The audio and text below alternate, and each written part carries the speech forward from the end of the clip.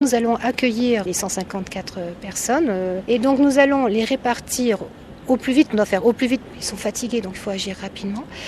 Et pour les séparer le plus rapidement possible, on va les badger, on va leur mettre un petit bracelet de couleur et chaque couleur va correspondre à un bus. Voilà. Et tout à l'heure, quand on aura procédé ainsi, que chaque personne aura récupéré ses bagages, nous allons regrouper les personnes par destination et donc par couleur de bracelet et il sera beaucoup plus aisé au moment de la montée du bus de faire une vérification d'identité.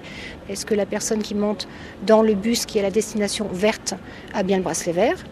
Et dernière vérification, est-ce que monsieur Moussa, qui doit avoir un bracelet vert, est bien monsieur Moussa, qui doit avoir un bracelet vert ? Est-ce que c'est bien lui qui est monté dans le bus ?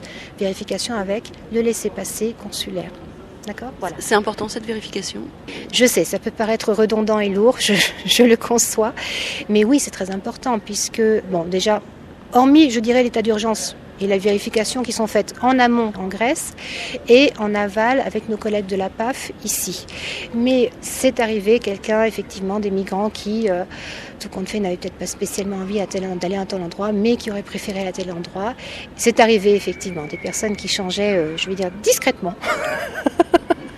De bracelets, malheureusement on ne passe pas au mailles du filet. Tout ça doit être fait au plus carré parce que nous gérons non pas des dossiers mais nous gérons de l'humain. Nous gérons des personnes qui sont dans des situations difficiles, qui ont vécu pendant un moment dans des camps. Ces personnes seront fatiguées, auront envie de rentrer rapidement dans leur CADA et donc tout l'enjeu de ce qui va se passer là tout à l'heure, ça va être de les prendre en charge rapidement mais de manière très carrée. C'est effectivement le premier pas qu'ils posent sur le sol français. Le premier visage de l'OFI qu'ils vont voir, ce sont nos agents.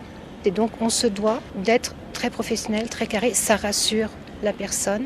Et puis pour les agents aussi, s'ils savent que tout est cadré, ça leur permet d'avoir une norme. Et moi je tiens à ce qu'il y ait une norme, d'où la fiche justement de procédure. Je sais que ça peut faire sourire, une fiche de procédure, mais je tiens à ce qu'il y ait une norme d'accueil.